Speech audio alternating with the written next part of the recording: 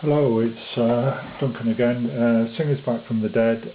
This was one of the worst ones I've ever done. It was part one was worst 99 ever. Taken me a little while to do up, and actually quite lucky that I didn't break something. The reason being, if I just lift up, one of these was totally and utterly corroded into each other, and basically I had to take it out. I soaked it in WD-40 for over 24 hours. It had nothing to do with that, couldn't move it. I actually tried to put it in a vise to compress it, to move it. It still wouldn't move, and I really thought I was going to get nowhere with this, and possibly even break it. And in the end, what I had to do, I had to get a cold chisel and put it between there and there, I think, and just tapped it, and eventually it did spring loose. Luckily, I could have quite easily broken it across there, and that would have ruined it. So basically, I just stripped the whole lot out whilst I was there, got everything out, cleaned it, oiled it, and back to how it should be. And if you look in the previous video, I couldn't even turn that. Oh, shouldn't have done that. See if I can rescue that. But anyway, I can now turn that quite comfortably. If I get a piece of material, which I've got here, and I hope I haven't twisted the threads, but we'll see.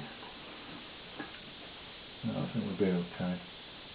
This is my test piece for testing everything.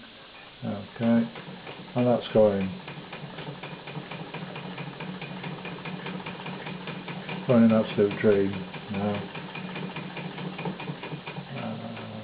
Stop it there.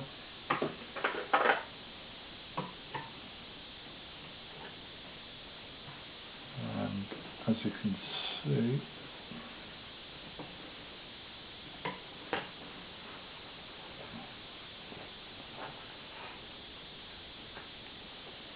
the threads are good, even though they are a bit mixed in, but I can see clearly there the threads are good on both sides. Yeah, I did it black and white, so they're fine. The woods, I had to take all the veneer off, or the oak veneer. I was just a total mess. Due to the damage, there was big chunks missing out of the wood, so I've sanded all that down, and I had to re-glue the lid here, totally delaminated, so I was smearing glue inside. And a good trick for this is that if you use some feeler gauges, put some glue on it, put it down the centre between the two bits of wood, put some compression on it, and it actually comes back to normal again.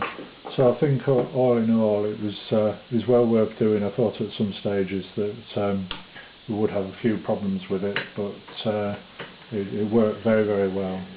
All came together, and this one in a few weeks' time is off to Uganda to help somebody who wants to set themselves up in business doing some sewing, and I hope they have a lot of happy times with it, because I certainly have. And it's been it's a nice machine. It's not particularly powerful, but I think it would certainly do the job that it needs to. Thanks very much. Bye now.